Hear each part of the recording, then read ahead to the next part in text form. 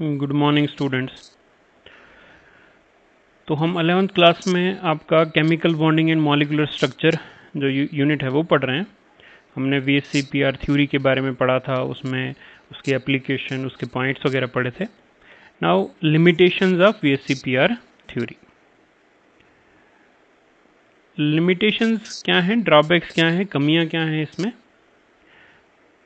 First, this theory fails to explain isoelectronic species, elements having the same number of electrons. The species may vary in shape despite having the same number of electrons. देखो हमने क्या देखा था VSCPR theory में कि एक central atom है और उसके बाहर से क्या है, उसका वैलेंस शेल है, और वैलेंस शेल में आपके इलेक्ट्रॉन्स हैं। दो हैं तो आपका स्ट्रक्चर लीनियर होगा, आपके दो पेयर्स हैं तो लीनियर होगा, तीन पेयर्स हैं तो ट्राइगोनल होगा, चार पेयर्स हैं तो टेट्राहेड्रल या स्क्वायर वगैरह होगा। तो ये डिपेंड करता है कि कितने पेयर्स। अब आइसो इलेक्ट्रॉनिक्स क्या होते हैं? आइसो मतलब सेम, आइसो इलेक्ट्रॉनिक्स मतलब जिसमें इलेक्ट्रॉन सेम, दो चीज़ें ऐसी, दो कंपाउंड्स ऐसे जिसमें सेम नंबर ऑफ इलेक्ट्रॉन्स। जैसे वैलेंस इलेक्ट्रॉन, इसमें भी मान लेते हैं, इसमें वैलेंस इलेक्ट्रॉन 3 पेयर्स हैं, इसमें भी 3 पेयर्स हैं, मतलब इसमें भी 6 इलेक्ट्रॉन है और इसमें भी 6 इलेक्ट्रॉन है। आइसो इलेक्ट्रॉन, इनको आप बोलेंगे आइसो इलेक्ट्रॉनिक्स। मगर आइसो इलेक्ट्रॉनिक्स में भी स्ट्रक्चर का डिफरेंस होता है, इसमें कुछ और स्ट्रक्चर होगा, इसमें कोई और स्ट्रक्चर होगा। तो ये एक्सप्लेन नहीं कर पाई कि despite having the same number of electrons, valence electron same है आइसो इलेक्ट्रॉनिक्स में, मगर फिर भी उनका स्ट्रक्चर जो है वो अलग क्यों है। द स्पीशीज में vary in shape despite having the same number of electrons. तो this is your first limitation. Second, the VSCPR theory does not shed any light on the compounds of transition metals. आपको पता है जो हमारे transition metals हैं, जो आपका D block है बीच में, वो बहुत सारे कंपाउंड्स बनाता है और बहुत सारे उनके स्ट्रक्चर्स बनते हैं अलग अलग, फ्रॉम लीनियर टू ऑक्टाहेड्रल, बहुत तरह के उसके पिरामिडल वगैरह सब बहुत तरह के स्ट्रक्चर्स बनते हैं। तो उनके वो स्ट्रक्चर्स, उनके जो वो कंपाउंड्स हैं वो एक्सप्लेन नहीं कर पाया कौन? ये VSCPR थ्योरी। ये सिर्फ जो आपके S block, P block elements हैं उनको एक्सप्लेन कर पाता है, जो मोस्टली कोवेलेंट जो कंपाउंड्स हैं वो बनाते हैं। ट्रांजिशन मेटल्स के शेप्स को एक्सप्लेन नहीं कर पाया। The structure of several such compounds can not be correctly described by this theory. This is because VSCPR theory does not take into account the associated size of the substituent groups and the lone pairs that are inactive. तो क्या बोल रहा है? क्योंकि VSCPR theory क्या काम नहीं करती है? Associated size of the substituent groups. मान लो किसी एलिमेंट के बाहर कोई दूसरा, मान लो यहाँ पे आपके कुछ लगे हुए हैं, कुछ एटम्स लगे हैं या कुछ ग्रुप्स लगे हुए हैं, तो इन ग्रुप्स का स्ट्रक्चर भी ये भी एक दूसरे को अफेक्ट करेंगे। ये भी एक, खाली इलेक्ट्रॉन नहीं, इलेक्ट्रॉन वैलेंस इलेक्ट्रॉन्स तो करेंगे रिपेल एक दूसरे को, बट इन दोनों की, इसकी पोजीशन इस पे भी डिपेंड करेगी, इस पे भी डिपेंड करेगी। ठीक है, तो कलेक्टिवली ये उस शेप से अलग हो सकता है। तो खाली इलेक्ट्रॉन्स पे डिपेंड नहीं करती, इनके इन ग्रुप्स पे भी डिपेंड करती है कि इसकी शेप क्या होगी। दूसरा, एक तो बोल रहा है कि साइज पे associated size of the substituent groups and lone pairs that are inactive, और सेंट्रल एटम पे कुछ ऐसे लोन पेयर्स होंगे, जैसे मान लो वैलेंस शेल में हैं 2 या 4 लोन, इसके अलावा इसमें और लोन पेयर्स हैं जो इनएक्टिव, वो भी रोल प्ले करते हैं किसमें? इसके स्ट्रक्चर में। बट VSCPR थ्योरी उसको कंसिडर नहीं करती है, ये सिर्फ कंसिडर करती है जो वैलेंस शेल में आपके lone pairs. This is second.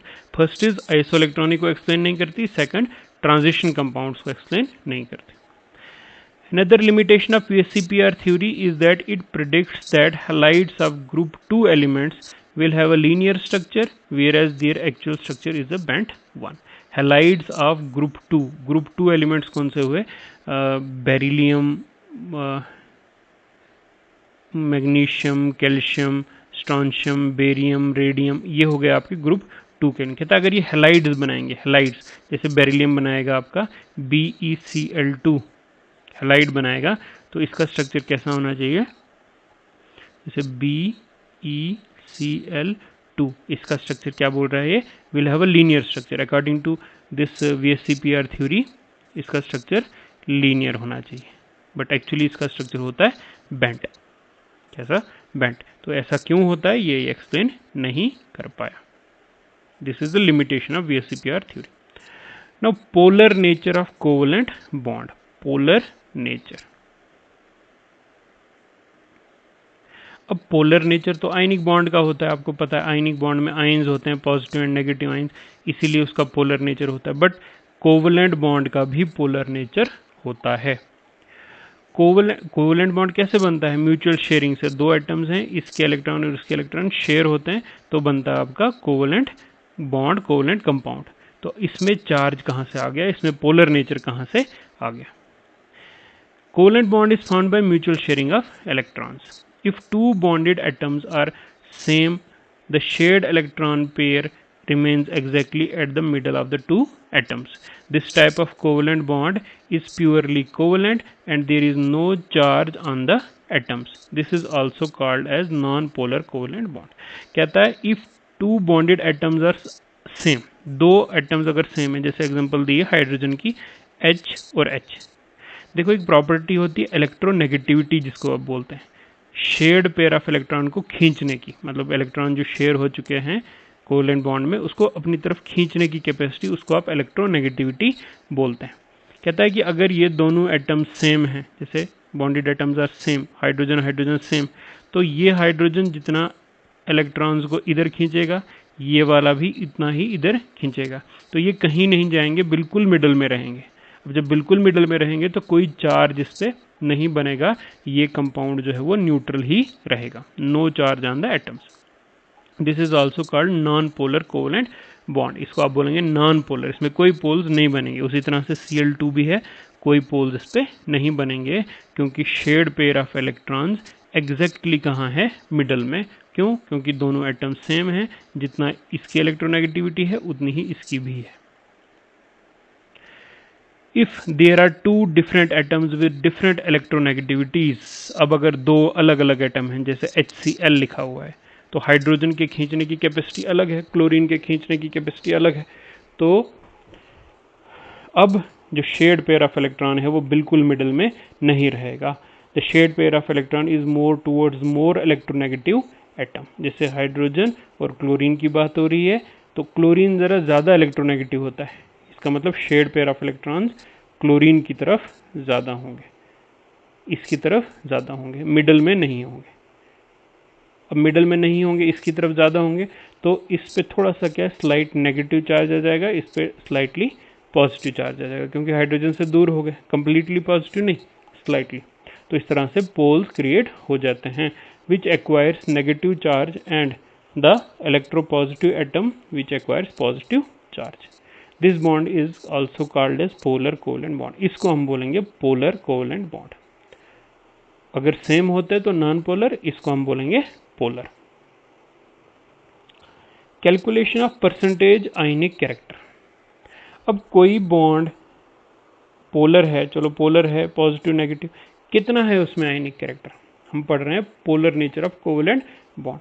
इसका मतलब कोवेलेंट बॉन्ड में क्या आ गया, अब आयनिक कैरेक्टर आ गया, पॉजिटिव नेगेटिव आयंस आ गए, आयनिक कैरेक्टर आ गया, तो वो कितना होता है, हम कैलकुलेट कैसे करेंगे। The percentage of ionic character of a covalent bond based on the electronegativity difference between the bond is given as. देखो इलेक्ट्रोनेगेटिविटी डिफरेंस जितना ज़्यादा होगा उतना ही पोलर वो बॉन्ड होगा। एक एटम है, मान लो ए और बी, दो एटम है, इसकी इलेक्ट्रोनेगेटिविटी 2 है, इसकी इलेक्ट्रोनेगेटिविटी 4 है, तो इलेक्ट्रॉन यहाँ पे होंगे, दोनों का डिफरेंस क्या है इलेक्ट्रोनेगेटिविटी का, वो है 2। उसी तरह से एक है ए और दूसरा है सी, इसकी 2 है तो इसकी 6 है, तो इनका डिफरेंस कितना है, 4 का। तो जितना ये इलेक्ट्रोनेगेटिविटी डिफरेंस ज़्यादा होगा उतना ही शेयर्ड पेयर ऑफ इलेक्ट्रॉन ज़्यादा इलेक्ट्रोनेगेटिव एटम की तरफ होगा, उतना ही इस पे चार्ज पॉजिटिव, उतना ही इस पे चार्ज नेगेटिव आएगा। तो पोलर नेचर डिपेंड करता है इलेक्ट्रोनेगेटिविटी के डिफरेंस पे, डिफरेंस जितना ज़्यादा उतना ही पोलर कैरेक्टर भी ज़्यादा। तो इसको आप एक टेबल से यहाँ कर सकते हैं अंडरस्टैंड। आप थोड़ा सा याद रखेंगे 0.2, 0.6 ये क्या है, ये इलेक्ट्रोनेगेटिविटी डिफरेंस है। 0.2 हो गया, 0.6, 0.8, 1.2, 1.9, 2.2, 2.8 एंड 3.2। अगर इलेक्ट्रोनेगेटिविटी डिफरेंस 0.2 का होगा तो परसेंटेज कितने परसेंट आयनिक होगा, 1। 0.6 होगा तो 10%, 0.8 15%, 1.2 पे 30, 1.9 पे 50, 2.2 पे 70, 86 एंड 92। आपने ये थोड़ा सा टेबल जो है वो याद रखना है। ठीक, इसका मतलब 50%, 1.9 अगर इलेक्ट्रोनेगेटिविटी डिफरेंस होगा तो वो बॉन्ड जो होगा वो 50% कोवलेंट होगा और 50% आयनिक होगा, और इसके बाद जो है वो आयनिक कैरेक्टर और बढ़ता जाएगा। 3.2 पे वो 92% आयनिक जो है वो बॉन्ड बन जाएगा, आयनिक कैरेक्टर हो जाएगा। तो ये टेबल आप थोड़ा सा देख लेंगे। ठीक है, अब क्या करना है, इलेक्ट्रोनेगेटिविटी डिफरेंस करना है। ए और बी जो जिसका ज़्यादा है उसमें से छोटे वाले को माइनस करना है। अगर वो डिफरेंस 0.2 का आता है तो उसमें परसेंटेज कैरेक्टर होगा 1। ठीक है, अगर वो 1.9 का आता है तो परसेंटेज आयनिक कैरेक्टर होगा 50। अब आप टेबल से नहीं यूज़ करना चाहते हैं, आप डायरेक्टली रिलेशन भी यूज़ कर सकते हैं। एक इक्वेशन है जिसको आप बोलते हैं Hannay and Smith equation. Hannay and Smith equation बोलते हैं इसको। क्या है ये equation, 16xa minus x b plus 3.5 into x a minus x b का होल स्क्वायर। अब ये एक्स ए एक्स बी क्या है, मान लो दो एटम्स हैं आपके पास ए एंड बी। एक्स ए जो है वो इलेक्ट्रोनेगेटिविटी है ए की, और एक्स बी जो है वो इलेक्ट्रोनेगेटिविटी है बी की। ठीक है, एक्स से मतलब ज़्यादा किसकी है और एक्स बी कम किसकी है, इन दोनों का माइनस करना है, यही आपका बनेगा electronegativity difference. 16 into x a minus x b plus 3.5 into x a minus x b का होल स्क्वायर। एक्स ए क्या है, electronegativity of the more electronegative atom. ज़्यादा में से कम कर रहे हैं ना, मतलब जिसकी ज़्यादा होगी उसको आप एक्स ए मानेंगे, जिसकी कम होगी उसको एक्स बी मानेंगे। पॉजिटिव में आनी चाहिए वैल्यू। ठीक है, एक्स बी क्या है, इलेक्ट्रोनेगेटिविटी लेस इलेक्ट्रोनेगेटिव एटम की। फॉर एग्जाम्पल देखो यहाँ पे एग्जाम्पल लिए HCl की। HCl की इलेक्ट्रोनेगेटिविटी दी है हाइड्रोजन की 2.1 और क्लोरीन की 3.5। तो यहाँ पे एक्स ए जो है वो आ गया 3.5 और एक्स बी जो आ गया वो आ गया 2.1। तो क्या करेंगे, 16 into x a minus x b plus 3. ये दिस इज हैनी एंड स्मिथ इक्वेशन। अप्लाई करते हैं 16 इंटू एक्स ए, 3.5 जो ज़्यादा है 3.5 माइनस 2.1, 3.5 माइनस 2.1 आ गया इलेक्ट्रोनेगेटिविटी डिफरेंस, प्लस 3.5, 3.5 फार्मूला का 3.5 है, 3.5 इंटू 3.5 माइनस 2.1 का स्क्वायर। जब इसको आप सॉल्व करेंगे तो टोटल आपके पास परसेंटेज निकल जाएगी 29.26%। तो ये इक्वेशन अप्लाई करके आप डायरेक्टली इसकी परसेंटेज निकाल सकते हैं। ठीक है, वो टेबल भी यूज़ कर सकते हैं जनरल ब्रॉड तरीके से, और अगर आपने एग्जैक्ट वैल्यू निकालनी है तो हैनी एंड स्मिथ इक्वेशन भी आप यूज़ कर सकते हैं। तो this is your percentage ionic character. अब क्या बोल रहे हैं, इन सिमेट्रिकल मॉलिक्यूल्स। सिमेट्रिकल मॉलिक्यूल्स क्या होते हैं, जिनकी एक रेगुलर सिमेट्री, रेगुलर ज्योमेट्री होती है। जैसे लीनियर, लीनियर मतलब इस तरह का कोई मॉलिक्यूल होगा। ट्राइंगुलर, टेट्राहेड्रल, ठीक है, स्क्वायर, आपका ऑक्टाहेड्रल, ट्राइंगुलर, बाइपिरामिडल। तो ऐसी जो ये होते हैं इनकी एक, इनको आप बोलते हैं symmetric molecule, symmetric. In spite of having large number of polar covalent bonds, the molecule is overall non-polar. अब BF3 है, BF3 एग्जाम्पल, बोरान और फ्लोरीन। फ्लोरीन बहुत ज़्यादा इलेक्ट्रोनेगेटिव है, बोरान नहीं है, मतलब इनके बॉन्ड में इलेक्ट्रोनेगेटिविटी डिफरेंस है। तो ये पोलर होना चाहिए, पॉजिटिव होना चाहिए, नेगेटिव होना चाहिए। तो ओवरऑल मॉलिक्यूल जो है BF3 तो वो पोलर होना चाहिए, बट पोलर होता नहीं है, वो नॉन पोलर होता है। उस तरह से कार्बन डाइऑक्साइड का ये वाला स्ट्रक्चर है लीनियर टाइप का, ये भी क्या होता है, नॉन पोलर। बट इसमें ऑक्सीजन बहुत पोलर है, ऑक्सीजन बहुत इलेक्ट्रोनेगेटिव है, कार्बन इलेक्ट्रोनेगेटिव है नहीं, तो ये होना चाहिए पोलर, मगर होता नहीं, होता है नॉन पोलर। क्यों? The polar covalent bonds in symmetrical molecules cancel the effect of one another and thus the molecule is non polar. ये एक दूसरे के इफेक्ट को खत्म कर देते हैं। जैसे कार्बन डाइऑक्साइड है, C double bond O, C double bond O, ये आपका नेगेटिव हो जाता है, ये भी आपका नेगेटिव है, तो ये आपका पॉजिटिव है। अब होता क्या है, ये इलेक्ट्रॉन्स को इधर खींचता है, ये इलेक्ट्रॉन्स को इधर खींचता है, तो ये दोनों क्या कर रहे हैं, एक दूसरे के इफेक्ट को अपोजिट कर रहे हैं, कैंसिल कर रहे हैं। तो इलेक्ट्रॉन ओवरऑल जाते कहीं नहीं है, वो अपनी पोजीशन पे जहाँ पे है वहीं पे रह जाता है। तो इसका इफेक्ट इसके इफेक्ट को क्या कर देता है, कैंसिल कर देता है। ये दोनों आपस में एक दूसरे को कैंसिल कर देते हैं, तो नेट इफेक्ट जो है वो नॉन पोलर आ जाता है, नेट इफेक्ट जो है नॉन पोलर आ जाता है। उसी तरह से BF3 है, तो BF3 में क्या होता है, F F F, ये इलेक्ट्रॉन्स को इधर खींचेगा, ये इधर खींचेगा, ये इधर खींचेगा। तो ओवरऑल ये होगा कि बोरान के पास जो इलेक्ट्रॉन जिस शेड पे, जिस वैलेंस शेल में थे, वो कहीं नहीं जाएंगे। ये अगर इधर खींचता है तो ये दोनों इधर खींचते हैं, तो वो जहाँ पे है वहीं पे रहेंगे। इसलिए ये भी क्या है, नॉन पोलर।